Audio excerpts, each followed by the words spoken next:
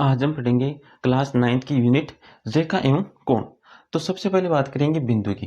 बिंदु होता है एक सूक्ष्म चिन्ह, जैसे यहाँ पर एक सूक्ष्म चिन्ह अंकित कर लिया, इस सूक्ष्म चिन्ह को ही कहेंगे बिंदु। और इन बिंदुओं को दर्शाते हैं अंग्रेजी वर्णमाला के बड़े अक्षरों के द्वारा, ए बी सी डी, इस प्रकार इनको अंग्रेजी वर्णमाला के बड़े अक्षरों के द्वारा प्रदर्शित किया जाता है। अब यदि कोई दो बिंदु ले लिए, एक बिंदु मान लो ए ले लिया, दूसरा बिंदु ले लिया बी, और इन बिंदुओं को मिलाने वाले रास्तों की, पथों की हम बात करें तो अनेक रास्ते हो सकते हैं जैसे इस प्रकार, लेकिन इन रास्तों में भी एक सबसे छोटा रास्ता होगा, जो सबसे छोटा पथ होगा उस पथ को कहते हैं रेखाखंड। तो ये सबसे छोटा पथ है, इस छोटे या न्यूनतम पथ को कहेंगे रेखाखंड। ये वो जो न्यूनतम पथ, इसे क्या कहेंगे? रेखाखंड। और रेखाखंड को प्रदर्शित करने का जो तरीका है वो इस प्रकार है, पहले दोनों बिंदुओं को लिखेंगे और उसके पश्चात इनके ऊपर एक लाइन खींचते हैं। यह है बिंदु को प्रदर्शित करने का तरीका। जहां पर बिंदु ए और बी है, ये बिंदु ए और बी है, इस रेखाखंड के अंतिम बिंदु कहलाते हैं। बिंदु ए और बिंदु बी, ये इस रेखाखंड के अंतिम बिंदु है, इस रेखाखंड के अंतिम बिंदु है। अब मैंने एक रेखाखंड ले लिया पी क्यू, ये बिंदु पी है और ये बिंदु है इसका क्यू। एक रेखाखंड ले लिया पी क्यू, और इस रेखाखंड को क्यू की दिशा में, ये क्यू की दिशा इस प्रकार, इस क्यू की दिशा में आगे की ओर अनंत तक बढ़ा दिया। एक रेखाखंड था पी क्यू, इस रेखाखंड को क्यू की दिशा, ये रहा क्यू, इस क्यू की दिशा में से आगे की ओर बढ़ा दिया, तो इसे कहते हैं किरण, इसे कहेंगे किरण। और किरण को प्रदर्शित करने का तरीका है, पहले दोनों बिंदुओं को लिखते हैं, दोनों बिंदु लिख लिए पी क्यू, दोनों बिंदु लिख लिए। अब एक इसके ऊपर खींचेंगे लाइन। अब ये जो रेखाखंड है, सॉरी, ये जो किरण है वो क्यू की दिशा में जा रही है, तो इस लाइन में इस क्यू के ऊपर क्या कर देंगे? एक तीर का चिन्ह लगाते हैं। ये है किरण को प्रदर्शित करने का तरीका। यहाँ पर इन बिंदुओं की बात करें तो ये जो बिंदु P है, इस किरण का प्रारंभिक बिंदु कहलाता है, और Q जो बिंदु है वो इस किरण के मध्य स्थित कोई अन्य बिंदु हो सकता है। अब मान लो एक रेखाखंड फिर से ले लिया AB, ये एक रेखाखंड ले लिया AB, और इस रेखाखंड को A की दिशा में भी आगे की ओर बढ़ा दिया जाए और B की दिशा में भी, A की दिशा में भी आगे की ओर बढ़ा दिया और B की दिशा में भी आगे की ओर बढ़ा दिया, तो इसे कहते हैं रेखा, इसे कहते हैं रेखा। और रेखा को प्रदर्शित करने का तरीका है, इन दोनों बिंदुओं को लिख लो पहले और लाइन खींचो, और लाइन के दोनों तरफ लगाएंगे तीर, क्योंकि ये ए की दिशा में भी आगे की ओर जा रही है और बी की दिशा में भी आगे की ओर जा रही है। तो ये है रेखा को प्रदर्शित करने का तरीका। अब हम बात करेंगे कोण की। तो कोण को समझने के लिए हम दो किरणें लेंगे, तो ए किरण तो ले ली ओ ए, ए किरण तो ले ली ओ ए, और दूसरी किरण ओ बी लेंगे जो इसी ओ ए किरण के ऊपर है। ए किरण तो ले ली ओ ए और दूसरी किरण ले ली ओ बी। ए किरण तो क्या है? ओ ए, और दूसरी किरण है ओ बी। अब ये जो ओ बी किरण है, इस किरण को ओ बिंदु स्थिर रखना है और बी बिंदु से इसे ऊपर की ओर उठाना है, इस प्रकार ऊपर की तरफ खींचना है। तो जब इसे बी को ऊपर की तरफ खींचेंगे तो ये हमें कुछ इस तरह की दिखेंगी। ये किरण, ये ओ ए किरण और ये है ओ बी किरण। तो जब इस किरण बी को ऊपर की, ओ बी को ऊपर की तरफ खींचा तो इस ओ बी किरण में क्या हुआ? घुमाव हुआ। तो ये घूम गई अपने स्थान से, तो इस घूमने को क्या कहेंगे? कोण। अपने स्थान से घूम गई, इस घूमने को क्या कहेंगे? कोण।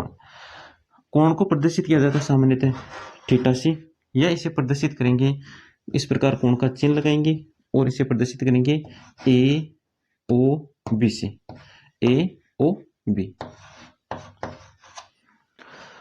अब हम बात करेंगे पूरक कोण, समपूरक कोण, आसन कोण और रेखीय युग्म कोण। तो इन कोणों को समझने के लिए क्या करना होगा? इन कोणों को समझने के लिए हमें कोणों के एक युग्म की आवश्यकता है। तो ये हमने एक कोणों का युग्म ले लिया,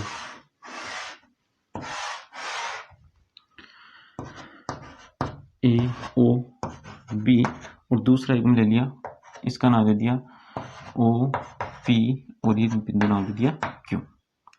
और इस कोण का माप है x, और इस कोण के माप को मान लिया y, इस कोण के माप को मान लिया x और इस कोण के माप को मान लिया y।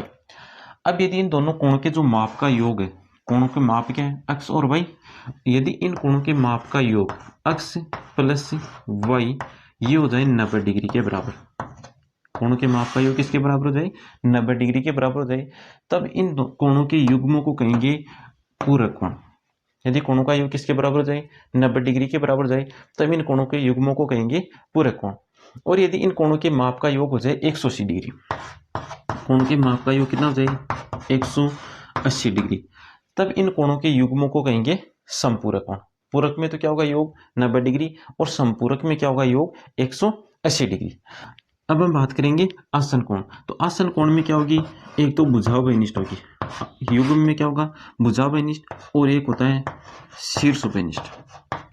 उभयनिष्ठ क्या क्या होगी, एक तो भुजा उभयनिष्ठ होगी और एक शीर्ष उभयनिष्ठ होता है। और जो भुजा उभयनिष्ठ नहीं होगी वो उभयनिष्ठ भुजा के एक एक तरफ होंगी। तो यहाँ पर ये कोई कोण बना लिया, इस कोण का नाम देंगे AOB, दूसरा कोण बनाएंगे BOC। तो कोणों का युग्म ले लिया, एक तो है AOB और दूसरा कोणों का युग्म है BOC। ये दो कोणों का युग्म ले लिया। इन दोनों कोणों के युग्म की बात करें तो इस कोण AOB का भी शीर्ष क्या है O, और कोण BOC का भी शीर्ष क्या है O। इसका मतलब इन दोनों का शीर्ष उभयनिष्ठ है, दोनों कोणों का क्या है शीर्ष उभयनिष्ठ है। और AOB कोण की बात करें, कौन सा कोण AOB, इस कोण की भुजाओं की बात करें तो इसमें भुजा कौन सी है, एक तो AO और एक है BO। BOC कोण में भुजाओं की बात करें तो इसमें भुजा कौन कौन सी है BO और CO। तो यहाँ पर बात देखो BO भुजा क्या रही है उभयनिष्ठ, तो शीर्ष भी उभयनिष्ठ है, भुजा भी उभयनिष्ठ है, और जो भुजा उभयनिष्ठ नहीं है, कौन सी भुजा उभयनिष्ठ नहीं है OA और CO, दो भुजा उभयनिष्ठ नहीं है OC और OA, ये दोनों भुजा उभयनिष्ठ भुजा के एक एक तरफ है, अर्थात एक दाईं तरफ और एक बाईं तरफ। तब इस प्रकार के कोणों को युग्म को कहते हैं आसन कोण। अब हम बात करेंगे रेखिक युग्म कोण। तो रेखिक युग्म कोण में शीर्ष उभयनिष्ठ होता है, भुजा उभयनिष्ठ होती है, और जो भुजा उभयनिष्ठ नहीं है वो एक रेखा का निर्माण करे इस प्रकार।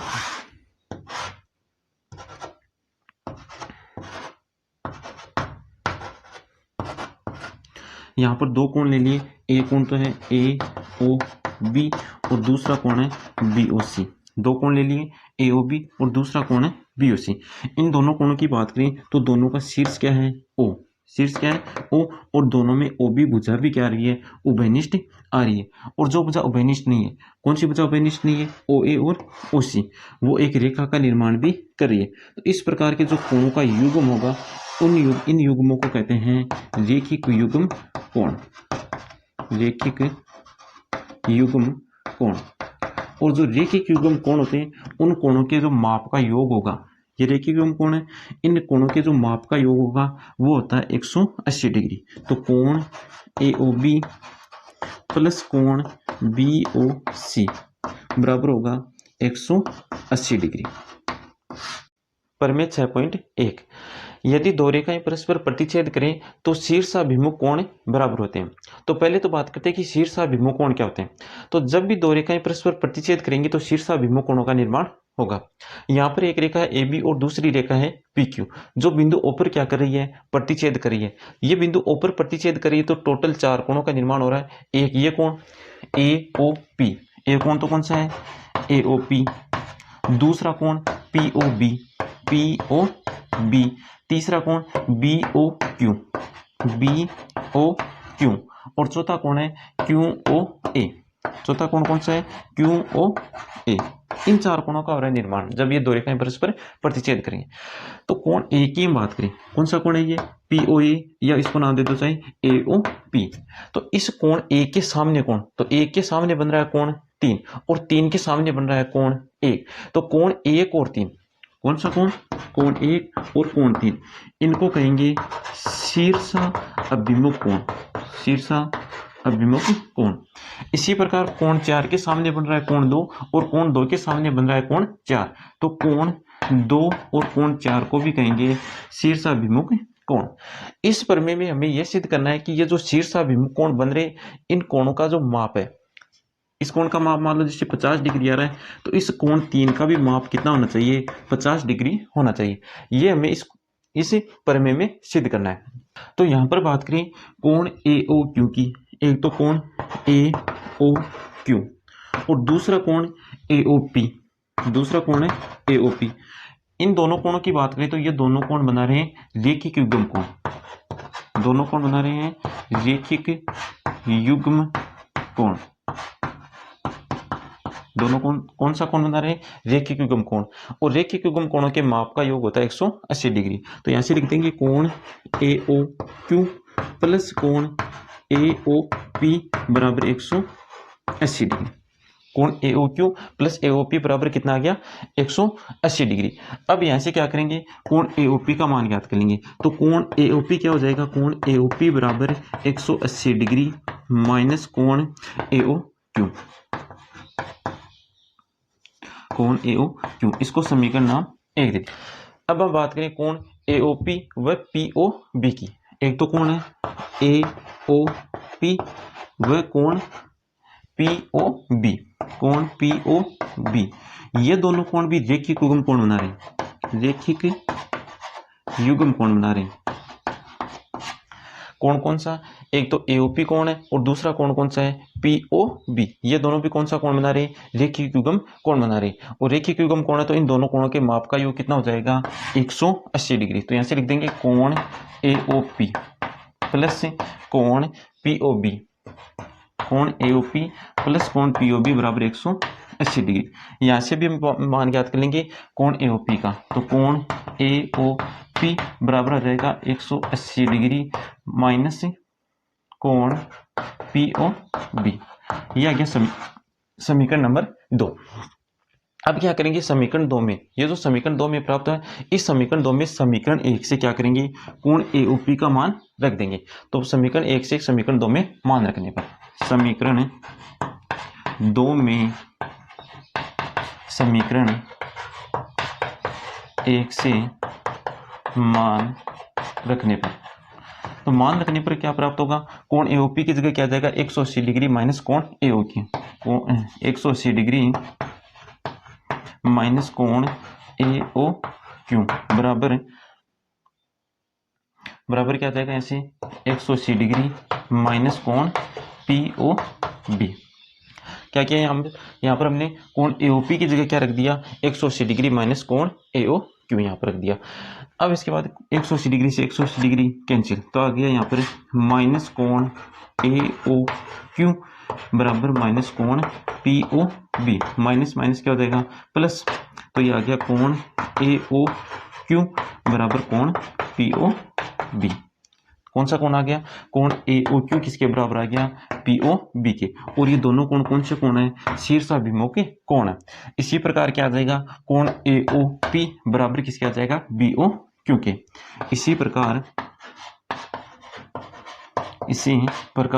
कोण AOP, कोण AOP ये बराबर हो जाएगा कोण BOQ के, कोण BOQ।